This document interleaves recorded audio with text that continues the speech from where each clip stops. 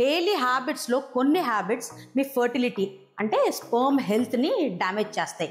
ఈ వీడియోలో నేను మీకు డైలీ లైఫ్లో 6 మేజర్ స్పర్మ్ కిల్లర్స్ని ఎక్స్ప్లెయిన్ చేస్తాను. రెడీగా ఉన్నారా? హలో ఫ్రెండ్స్, నేను మీ doctor Durga Vaitla. So sperm కిల్లర్స్లో నంబర్ 1 వచ్చేసి junk food. Oils, sugars, fast foods లాంటివి తింటే ఎక్కువగా స్పర్మ్ డిఎన్ఏలో డ్యామేజ్ అయ్యే ఛాన్సెస్ ఉంటుంది.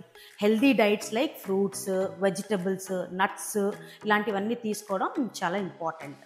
స్పర్మ్ హెల్త్ మీ ప్లేట్లో ఉండే ఫుడ్తో స్టార్ట్ అవుతుంది. నంబర్ 2 వచ్చేసి స్ట్రెస్. మీ మైండ్ కాన్స్టెంట్ టెన్షన్లో ఉంటే హార్మోనల్ ఇంబ్యాలెన్స్ అవ్వచ్చు అండ్ స్పర్మ్ ప్రొడక్షన్ స్లో అవుతుంది అండ్ క్వాలిటీ మీద కూడా ఎఫెక్ట్ ఉంటుంది. రోజు మెడిటేషన్, యోగా, ప్రాణాయామ చేస్తే స్ట్రెస్ తగ్గుతుంది. వర్క్ చేసి స్ట్రెస్ పడకండి, స్పర్మ్స్ కూడా హ్యాపీగా ఉండాలి.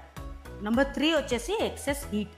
ల్యాప్టాప్స్ ల్యాబ్లో పెట్టడం, హాట్ టబ్స్, టైట్ అండర్వేర్ వల్ల టెంపరేచర్ హైగా ఉంటుంది. దానివల్ల స్పర్మ్ ప్రొడక్షన్ తగ్గుతుంది.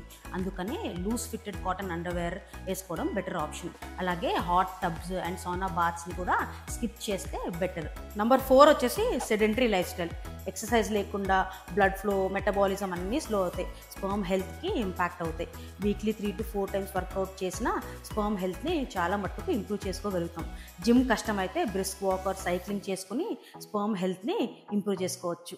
నంబర్ 5 వచ్చేసి స్మోకింగ్. స్మోకింగ్ వల్ల స్పర్మ్ కౌంట్ తగ్గడం, మొటిలిటీ స్లో అవ్వడం అండ్ మార్ఫాలజీ ఇష్యూస్ వస్తాయి. సో స్మోకింగ్ అవాయిడ్ చేయడం చాలా ఇంపార్టెంట్.